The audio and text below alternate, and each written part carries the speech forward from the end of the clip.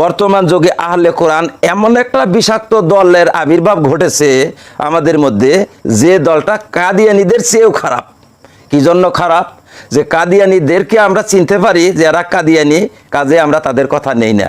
কিন্তু আহলে কোরআন যারা, তারা আমাদের ভিতরেই মিশে, আমাদের ভিতরেই বসবাস করে, কোরআনের তফসির করে, কোরআনের ব্যাখ্যা করে। আর আমাদের জনগণ তাদের কোরআন ব্যাখ্যা, কোরআন তর্জমা অনেকেই শুনে।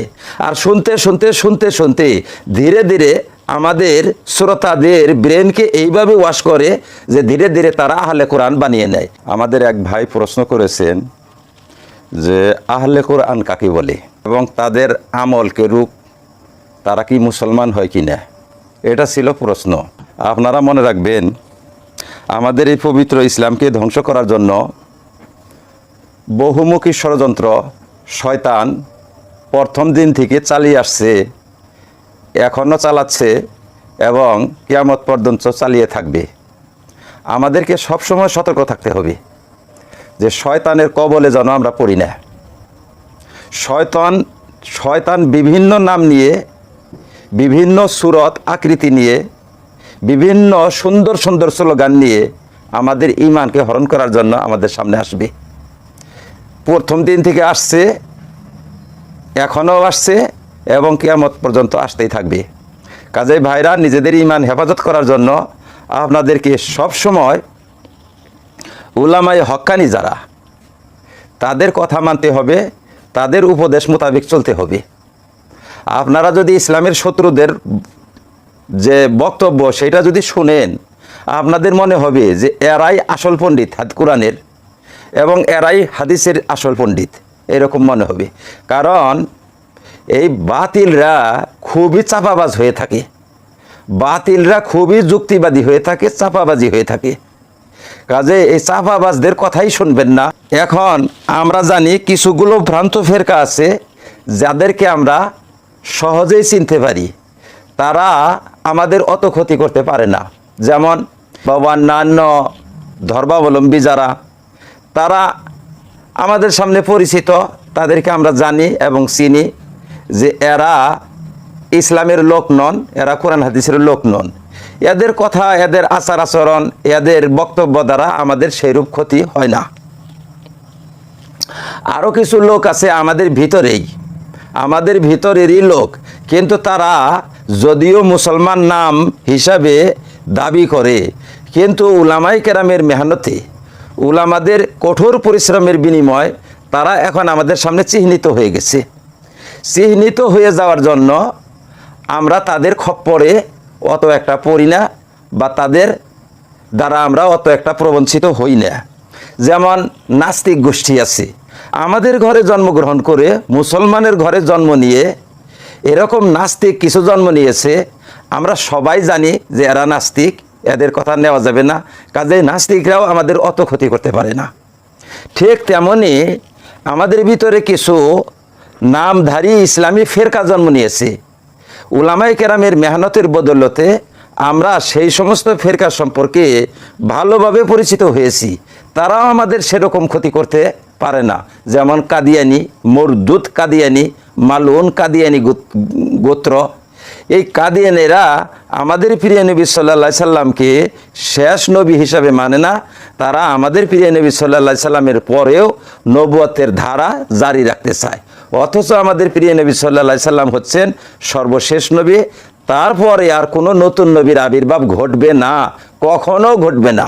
কেউ যদি নতুন নবুয়তের দাবি করে তাহলে সে ব্যক্তি নির্ঘাত কাফের, এবং কেউ যদি এমন নবীকে সত্য বলে ভাবে বা এমন নবীর নিকটে নবুয়তের দলিল কামনা করে বা কোনো মোজেজা কামনা করে, সেও হযরত ইমাম আবু হানিফা রাহমাতুল্লাহ আলাইহির ঘোষণা অনুসারে কাফের। কারণ যখন ঘরই নাই দরজার প্রশ্নই ওঠে না, যখন মানুষই নাই তখন কানের প্রশ্ন অবান্তর। কাজেই যখন নবুয়তের সিলসিলাই বন্ধ, নবুয়তের দলিল চাওয়ার প্রশ্নই ওঠে না, মোজেজা চাওয়ার অর্থই নেই এখানে।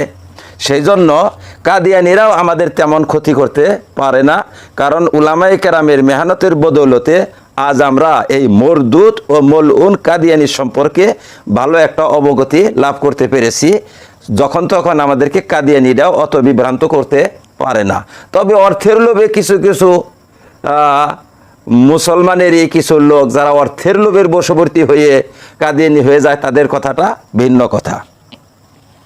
কিন্তু আহলে কোরআন যে বর্তমান যুগে আহলে কোরআন এমন একটা বিষাক্ত দলের আবির্ভাব ঘটেছে আমাদের মধ্যে, যে দলটা কাদিয়ানিদের চেয়েও খারাপ।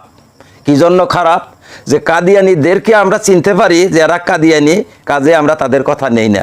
কিন্তু আহলে কোরআন যারা, তারা আমাদের ভিতরে মিশে, আমাদের ভিতরেই বসবাস করে, কোরআনের তফসির করে, কোরআনের ব্যাখ্যা করে, আর আমাদের জনগণ তাদের কোরআন ব্যাখ্যা, কোরআন তর্জমা অনেকেই শুনে।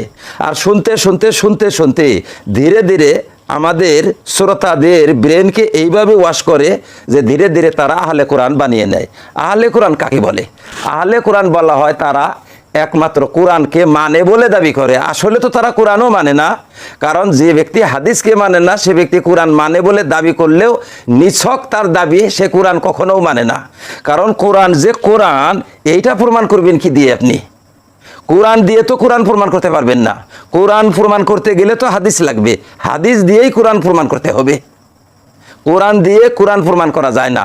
যেমন আমি যে সত্যবাদী, আমার একজন ছাত্র আছে, আমি আমার ছাত্রের সত্যায়ন করলাম, ছাত্রকে সার্টিফাই করে দিলাম আমি যে আমার এই ছাত্র উপযুক্ত, একে তোমরা শিক্ষক হিসাবে নিতে পারো, তাহলে আমি সত্যায়নকারী হলাম আমার এই ছাত্রের জন্য, আমি সত্যায়নকারী হলাম। এবার এমন একটা জায়গায় গেলাম যেখানে আমাকে লোকে চিনে না, কিন্তু আমার ওই ছাত্রকে চিনে, সেখানে আমার সত্যায়ন কে করবে? আমি কি আমার সত্যায়ন করতে পারবো? আমি তো আমার সত্যায়ন করতে পারবো না। সেখানে আমার সত্যায়ন করবে কে? আমার ছাত্র।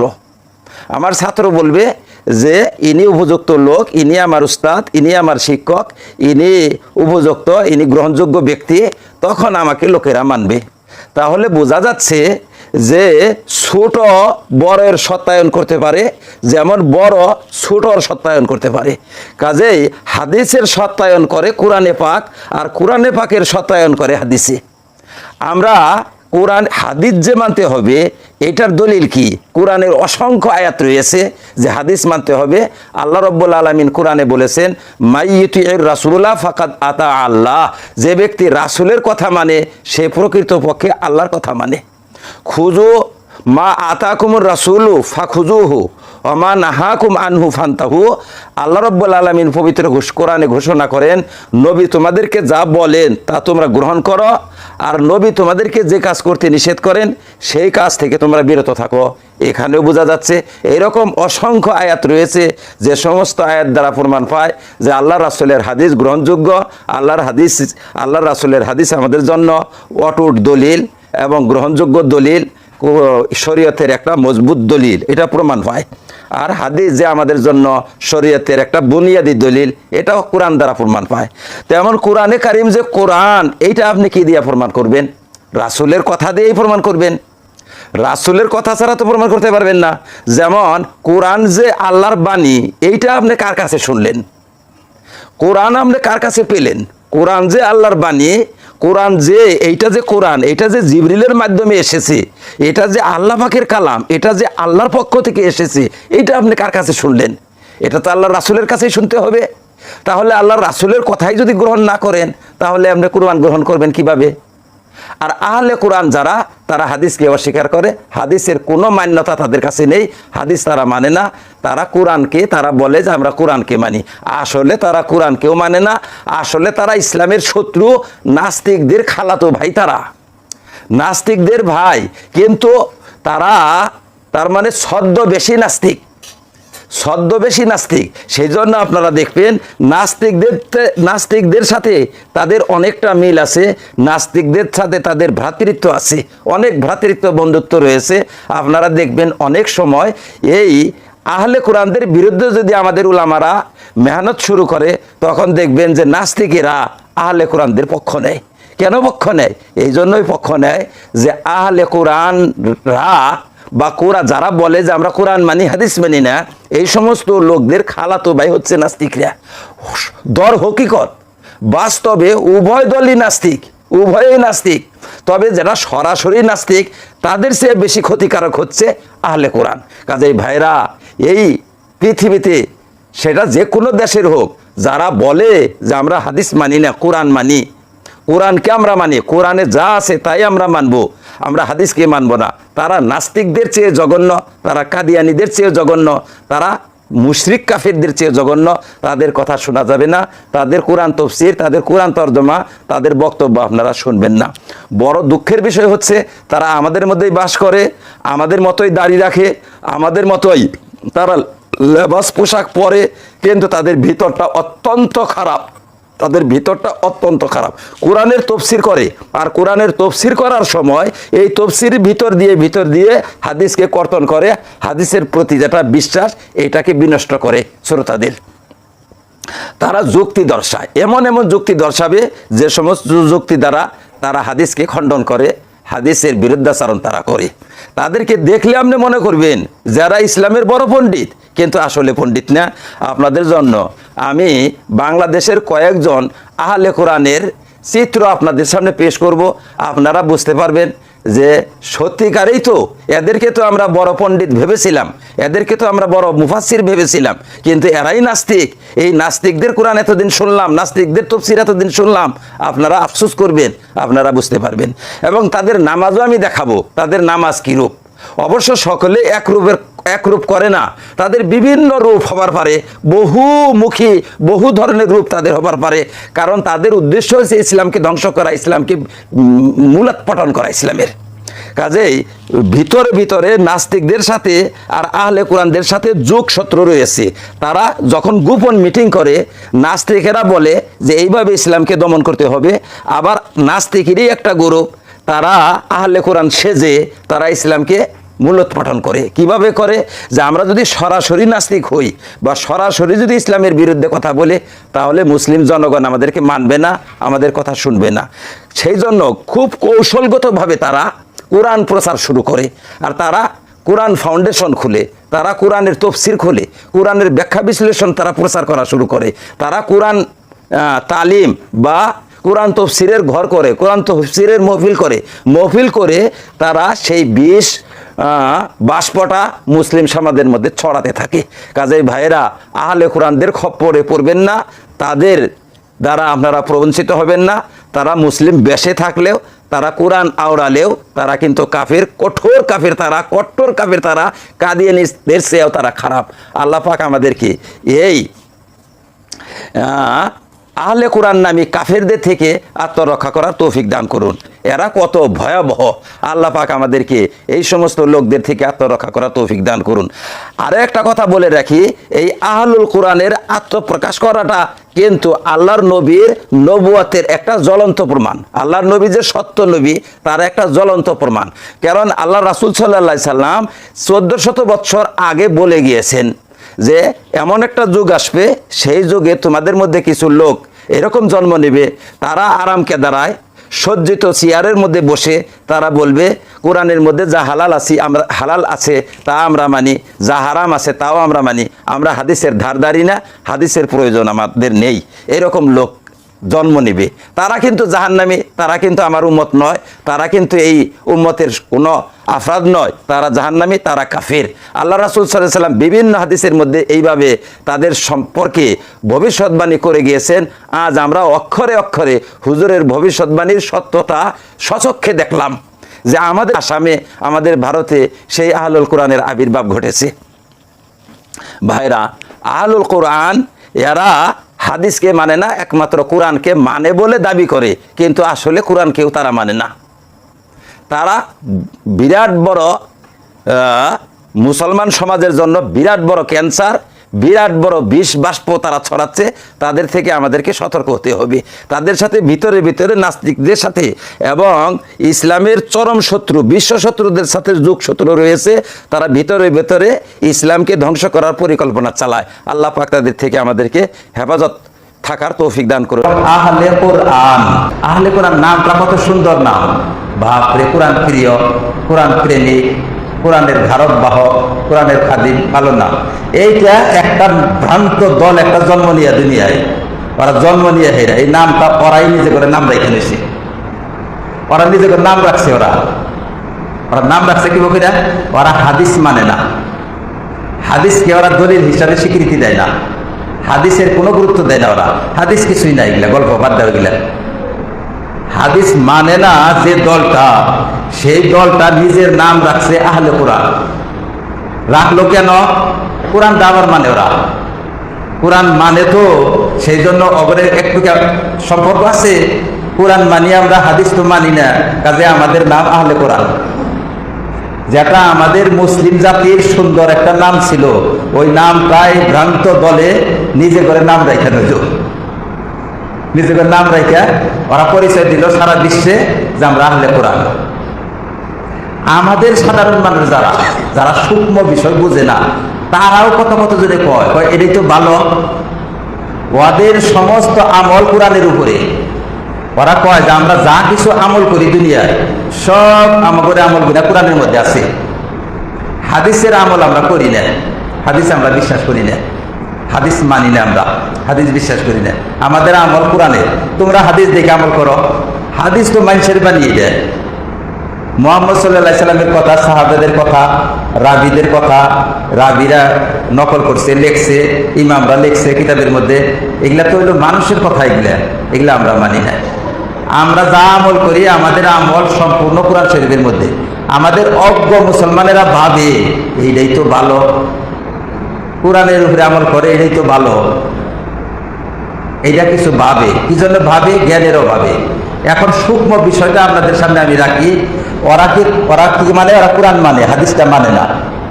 কোরআন শরীফটা যদি মানে একজন মানুষে, কোরআন শরীফটা যে কোরআন শরীফ, কোরআন শরীফটা যে আল্লাহর বাণী, কোরআন শরীফটা যে জিবরাইল আইনা পৌঁছাইয়া দিছেন, কোরআন শরীফটা যে আল্লাহর কাছে থেকে দুনিয়াতে আইছে, এই কথাটা কোনে পাইলা? এটা কেরা কইল তোমারে? কোরআন শরীফ, এই কোরআন শরীফটা যে আল্লাহর বাণী, এটা কোনে পাইলা তুমি? এটা কেরা কইল? এটা তো রাসূলুল্লাহ সাল্লাল্লাহু আলাইহি ওয়াসাল্লাম কইছে। রাসূলের কথা তো তুমি মানোই না। রাসূল মানুষ, তার কথা আমরা মানি না। রাসূলের কথা তো তোমরা মানোই না, তোমরা আল্লাহর কথা কি মানো? ঠিক আছে, এই কোরআন শরীফ যে আল্লাহর কথা, এটা কেরা কইছে? আল্লাহ কি তোমারে কইছে যে এটা আমার কথা? কোনটা রাসূলের কথা আর কোনটা আল্লাহর কথা? এগুলো সব তো আল্লাহ রাসূলে কইছে। যে ব্যক্তি হাদিস মানে না, এটা তো হাদিস, আল্লাহ রাসূল বলছেন যে এটা কোরআন, আল্লাহ রাসূল নিজের কথাটারে কইছে এটা আমার কথা। আর কোরআনের যেটা আয়াত, সেটা কইছে যে এটা আয়াত, এটা লেখো কোরআনের মধ্যে। আয়াতগুলো আল্লাহ রাসূল কইয়া কইয়া কোরআনের মধ্যে লেখাইয়া দিছে, মানুষকে জানাই দিছে যে এটা কোরআন, এটা কোরআনের আয়াত, অমুক আয়াতের পাশে, অমুক আয়াতের আগে লেখো। এটা কোরআনের অত নম্বর সূরা, এটা অমুক জায়গায় লেখো। এরকম ভাবে সাহাবাদেরকে লেখাইছে। কোরআন শরীফ যে কোরআন শরীফ, কোরআন শরীফ যে আল্লাহর কিতাব, এই কিতাবটা যেটা আজকে যারা আমরা কোরআন বলি, এইটা যে আল্লাহর কালাম, এইটা তুমি কোনে পাইলা? এটা তো হাদিসেই পাইলা। কাজে যদি একজন মানুষে হাদিস না মানে, হে কোরআন কি বুকেরা মানে? কি বুকেরা মানে কোরআন? হাদিস না মানলে তো সে কোরআনই পাবো না। হাদিসকে যদি বিশ্বাস না করে, হে কোরআন পাবো কোনে? কোরআনটা তো হাদিসের থেকেই। আল্লাহর রাসূলের কথা, আল্লাহর রাসূলের বাণী, আল্লাহর রাসূলের বক্তব্য দ্বারাই তো আমরা বুঝতে পারলাম যে এইটা কোরআন আর এইটা হাদিস। তাহলে আল্লাহর রাসূলের বক্তব্য যদি তুমি বিশ্বাস না করো, তাহলে কোরআনকে ওখানে বিশ্বাস করো। তাহলে দেখেন, এই সূক্ষ্ম বিষয়গুলো তো সাধারণ মানুষে বুঝে না। অগরে কথা হইলে আমাকে মানুষে কয় ওরা তো ভালো, ওদেরকে যদি কেউ ভালো কইরা কয়, তাহলে হে কাফের হয়ে যাবো গা। কাফের, হে কাফের হবো। আর অগ মতবাদ নিলেও কাফের হবো। অগরে আমলই তো ভালো, ওরা কোরআন দেখে আমল করে। আমাদেরকে ওরা বলবে যে তোমরা ফেকা দেখে আমল করো, মানুষের লেখা কিতাব দেখে আমল করো তোমরা, আর আমরা আল্লাহর কিতাব দেখে আমল করি। তাহলে কার আমল ভালো?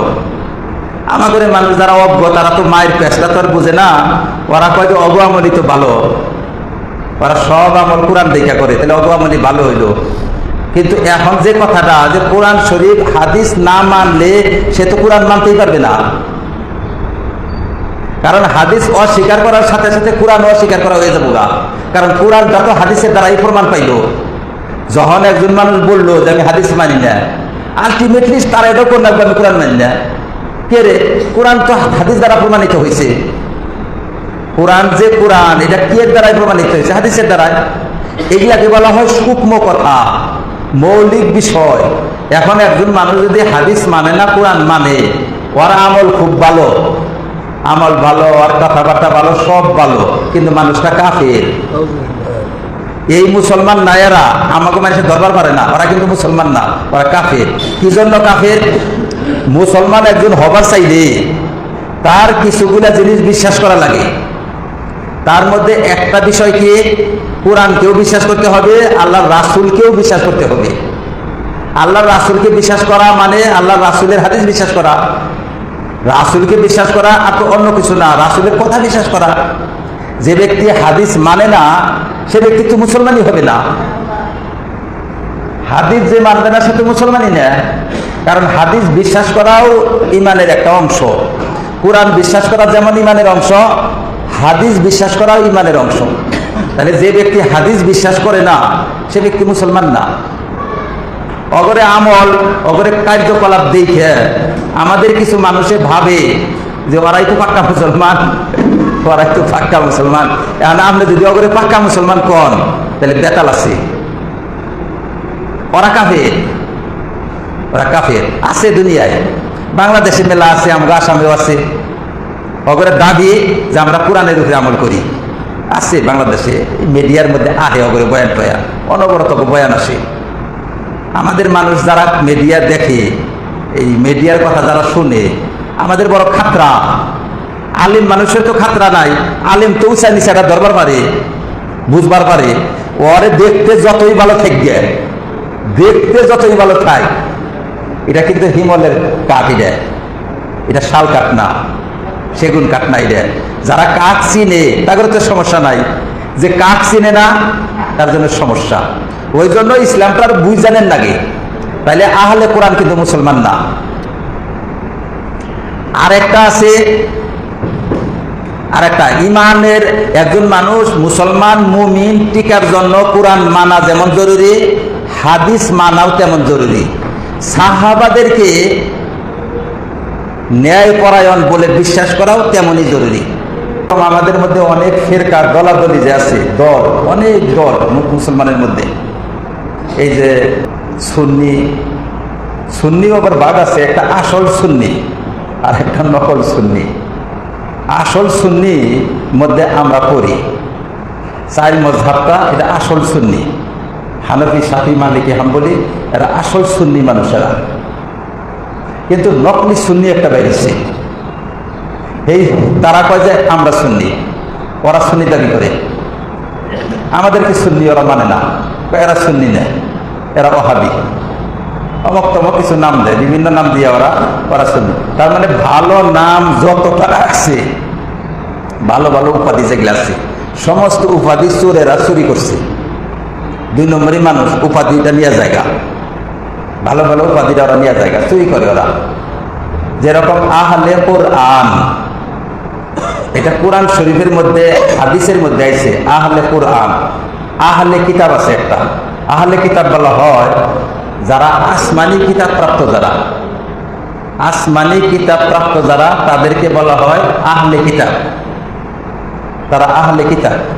ঠিক আহলে কিতাবের মতো একটা ভাষা আছে আহলে কোরআন। আহলে কোরআন মানে কোরআনের ধারক, কোরআনের বাহক, কোরআন প্রিয়। তার মানে কোরআন প্রিয়, কোরআনের খাদেম, কোরআন প্রেমিক। কোরআন প্রেমিক রে, কোরআন প্রিয়কে, কোরআনের ধারক বাহক, কোরআন প্রাপ্ত, কোরআনের খাদিম, এদেরকে বলা হয় আহলে কোরআন। নামটা সুন্দর, এটা কাগো নাম। এটা আহলে কোরআনটা কারে কম আমরা? আহলে কোরআনটা সাধারণ দৃষ্টিতে আহলে কোরআন তো মুসলমান। তার মানে মুসলমানই তো কোরআনের ভালোবাসে, মুসলমান কোরআনের খেদমত করে, মুসলমান কোরআনের ধারক বাহক, মুসলমান কোরআন প্রিয়। তাহলে আহলে কোরআন হলো মুসলমান। আল্লাহ তাআলা, আল্লাহ রাসূল যদি কয় যে হে আহলে কোরআন তোমরা বুঝো না, তাহলে আহলে কোরআন মানে মুসলমান। হে মুসলমান তোমরা বুঝো না। আল্লাহর রাসূল বলছেন যে হে আহলে কোরআন, এরকম কোন কোন জায়গায় বলছেন ইয়া আহলাল কোরআন, হে কোরআনের ধারকেরা। আহলে কোরআন মুসলমানকেও বলা যায়, আর যারা হাফিজ তারাও আহলে কোরআন, তারা আরো পাক্কা আহলে কোরআন। কোরআন মুখস্থ করে সিনায় উঠাইছে, বুকে তুই ঢালাই দিছে, তাহলে ওরা হচ্ছে আহলে কোরআন। আহলে কোরআন নামটা কত সুন্দর নাম, বাপরে! কোরআন প্রিয়, কোরআন প্রেমিক, কোরআনের ধারক বাহক, কোরআনের খাদিম, ভালো নাম।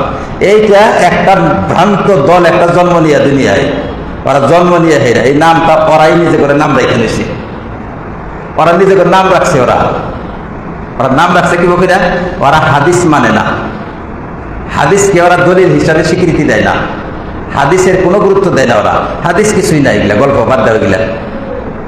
হাদিস মানে না যে দলটা, সেই দলটা নিজের নাম রাখছে আহলে কোরআন। রাখলো কেন? কোরআন দাবার মানে, ওরা কোরআন মানে তো সেই জন্য অগরের একটু সম্পর্ক আছে। কোরআন মানি আমরা, হাদিস তো মানি না, কাজে আমাদের নাম আহলে কোরআন। যেটা আমাদের মুসলিম জাতির সুন্দর একটা নাম ছিল, ওই নামটাই ভ্রান্ত দলে নিজে করে নাম রাখা নিল, নিজে করে নাম রাখা ওরা পরিচয় দিল সারা বিশ্বে যে আমরা আহলে কোরআন। আমাদের সাধারণ মানুষ যারা যারা সূক্ষ্ম বিষয় বুঝে না, তারাও কত কত যদি কয় এটাই তো ভালো, ওদের সমস্ত আমল কোরআনের উপরে। ওরা কয় যে আমরা যা কিছু আমল করি দুনিয়ায়, সব আমাদের আমলগুলো কোরআনের মধ্যে আছে, হাদিসের আমল আমরা করি না, হাদিস আমরা বিশ্বাস করি না, হাদিস মানি না, আমরা হাদিস বিশ্বাস করি না, আমাদের আমল কোরআনের। তোমরা হাদিস দেখে আমল করো, হাদিস তো মানুষের বানিয়ে দেয়। মুহাম্মদ সাল্লাল্লাহু আলাইহি সাল্লামের কথা, সাহাবাদের কথা, রাবিদের কথা, রাবিরা নকল করছে, লেখছে, ইমামরা লেখছে কিতাবের মধ্যে, এগুলা তো হইলো মানুষের কথা, এগুলা আমরা মানি না। আমরা যা আমল করি আমাদের আমল সম্পূর্ণ কোরআন শরীফের মধ্যে। আমাদের অজ্ঞ মুসলমানেরা ভাবে এইটাই তো ভালো, কোরআনের উপরে আমল করে এটাই তো ভালো, এইটা কিছু ভাবে, কি জন্য ভাবে? জ্ঞানের অভাবে। এখন সূক্ষ্ম বিষয়টা আপনাদের সামনে আমি রাখি। ওরা কি মানে? ওরা কোরআন মানে, হাদিসটা মানে না। কোরআন শরীফটা যদি মানে একজন মানুষে, কোরআন শরীফটা যে কোরআন শরীফ, কোরআন শরীফটা যে আল্লাহর বাণী, কোরআন শরীফটা যে জিবরাইল আইনা পৌঁছাইয়া দিছে, কোরআন শরীফটা যে আল্লাহর কাছে থেকে দুনিয়াতে আইছে, এই কথাটা কোনে পাইলা? এটা কেরা কইল তোমারে? কোরআন শরীফ, এই কোরআন শরীফটা যে আল্লাহর বাণী, এটা কোনে পাইলা তুমি? এটা কেরা কইল? এটা তো রাসূলুল্লাহ সাল্লাল্লাহু আলাইহি ওয়াসাল্লাম কইছে। রাসূলের কথা তো তুমি মানোই না, রাসূল মানুষ, তার কথা আমরা মানি না। রাসূলের কথা তো তোমরা মানোই না, তোমরা আল্লাহর কথা কি মানো? ঠিক আছে, এই কোরআন শরীফ যে আল্লাহর কথা, এটা কেরা কইছে? আল্লাহ কি তোমারে কইছে যে এটা আমার কথা? কোনটা রাসূলের কথা আর কোনটা আল্লাহর কথা? এগুলো সব তো আল্লাহর রাসূলে কইছে। যে ব্যক্তি হাদিস মানে না, এটা তো হাদিস, আল্লাহর রাসূল বলছেন যে এটা কোরআন, আল্লাহর রাসূল নিজের কথাটাও কইছে এটা আমার কথা, আর কোরআনের যেটা আয়াত সেটা কইছে যে এটা আয়াত, এটা লেখো কোরআনের মধ্যে। আয়াতগুলো আল্লাহর রাসূল কইয়া কইয়া কোরআনের মধ্যে লেখাইয়া দিছে, মানুষকে জানাই দিছে যে এটা কোরআন, এটা কোরআনের আয়াত, অমুক আয়াতের পাশে অমুক আয়াতের আগে লেখো, এটা কোরআনের অত নম্বর সূরা, এটা অমুক জায়গায় লেখো। এরকম ভাবে সাহাবাদেরকে লেখাইছে। কোরআন শরীফ যে কোরআন শরীফ, কোরআন শরীফ যে আল্লাহর কিতাব, এই কিতাবটা যেটা আজকে যারা আমরা কোরআন বলি, এইটা যে আল্লাহর কালাম, এইটা তুমি কোনে পাইলা? এটা তো হাদিসেই পাইলা। কাজেই যদি একজন মানুষ হাদিস না মানে, হে কোরআন কি বুকেরা মানে? কি বুকেরা মানে কোরআন? হাদিস না মানলে তো সে কোরআনই পাবো না। হাদিসকে যদি বিশ্বাস না করে, হে কোরআন পাবো কোনে? কোরআনটা তো হাদিসের থেকেই, আল্লাহর রাসূলের কথা, আল্লাহর রাসূলের বাণী, আল্লাহর রাসূলের বক্তব্য দ্বারাই তো আমরা বুঝতে পারলাম যে এইটা কোরআন আর এইটা হাদিস। তাহলে আল্লাহর রাসূলের বক্তব্য যদি তুমি বিশ্বাস না করো, তাহলে কোরআনকে ওখানে বিশ্বাস করো। তাহলে দেখেন, এই সূক্ষ্ম বিষয়গুলো তো সাধারণ মানুষ বুঝে না। অগরে কথা হইলে আমাকে মানুষে কয় ওরা তো ভালো, ওদেরকে যদি কেউ ভালো কইরা কয় তাহলে হে কাফের হয়ে যাবো, কাফের, হে কাফের হবো। আর অগ মতবাদ নিলেও কাফের হবো।